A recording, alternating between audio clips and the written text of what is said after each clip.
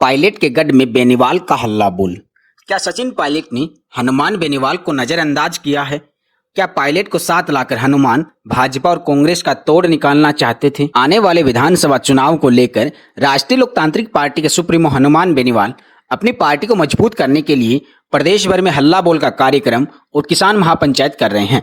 इधर कांग्रेस को मजबूत करने के लिए कांग्रेस आलाकमान ने सचिन पायलट और अशोक गहलोत को एक साथ चुनावी रण में उतारने के लिए मना लिया है। इस बात पर सचिन पायलट ने आधिकारिक तौर पर मीडिया के सामने आकर बयान दिया है और अब वो कांग्रेस पार्टी में ही रहकर आने वाले विधानसभा चुनाव के लिए नई रणनीति बनाएंगे। लेकिन जैसा कि हम पिछले कई दिनों से देखते आ रहे थे कि जिस तरह सचिन पायलट भ्रष्टाचार और पेपर लीक के मुद्दों पर अपनी ही सरकार के खिलाफ जाकर धरने, प्रदर्शन, अनशन और जनसंघर्ष यात्रा कर रहे थे, उसी समय हनुमान बेनीवाल ने सचिन पायलट को कांग्रेस पार्टी छोड़कर नई पार्टी बनाने की हिदायत दी थी और साथ में यह भी कहते हुए दिखे थे कि सचिन पायलट अगर नई पार्टी बनाते हैं तो राष्ट्रीय लोकतांत्रिक पार्टी उनके साथ सबसे पहले गठबंधन करेगी। लगातार अपने बयानों में सचिन पायलट का जिक्र करते हुए हनुमान बेनीवाल बार बार उनको नई पार्टी बनाने की हिदायत दे रहे थे। आखिर इसके क्या मायने निकाले जाएं, इसको लेकर राजनीतिक गलियारों में ये बात बोली जा रही है कि जिस तरह अभी सचिन पायलट अशोक गहलोत के खिलाफ हो रखे थे, तो हनुमान बेनीवाल ये चाह रहे थे कि अगर किसी तरह से सचिन पायलट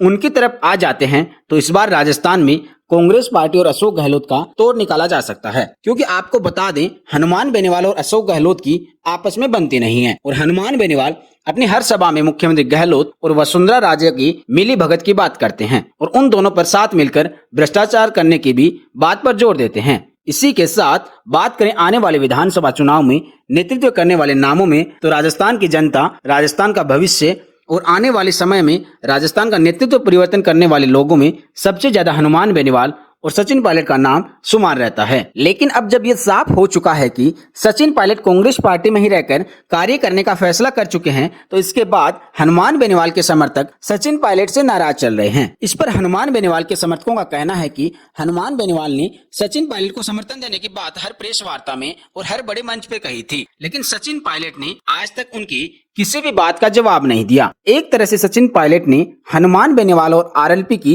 अवहेलना की है। अगर उनको कांग्रेस पार्टी नहीं छोड़नी थी और उनको नई पार्टी बनाने की कोई मंशा नहीं थी, तो सचिन पायलट को खुलकर सामने आकर ये बोलना चाहिए था कि हनुमान बेनीवाल द्वारा तीसरे मोर्चे और गठबंधन की बात का वो स्वागत करते हैं, पर अपने राजनीतिक प्रतिद्वंदा की वजह से वह ऐसा नहीं कर सकेंगे। अगर सचिन पायलट ऐसा भी बयान दे देते तो कम से कम हनुमान बेनीवाल के बुलावे की लाज तो रह जाती। लेकिन अब जिस तरह हनुमान बेनीवाल अपने बयानों में ये कहते हुए नजर आ रहे हैं कि अगर सचिन पायलट साथ नहीं आते हैं तो वो पहले भी अकेले चल रहे थे और अब भी अकेले चलेंगे और जनता के दम पर राजस्थान में तीसरा मोर्चा खड़ा करेंगे। इसी के साथ यह भी बोला जा रहा है कि बेनीवाल ने नई पार्टी बनाने के प्रस्ताव पर पायलट द्वारा कुछ भी टिप्पणी नहीं करने की बात से नाराज बेनीवाल ने बीते दिनों एक जनसभा को संबोधित करते हुए पायलट के लिए यह भी कह डाला था कि पायलट तो अशोक गहलोत की पत्नी है। वो तो मैंने उनको समझाया तब वो अलग जाकर खड़े हो गए थे, नहीं तो अभी तक गहलोत की पत्नी बने रहते। इसी नाराजगी के चलते हनुमान बेनीवाल ने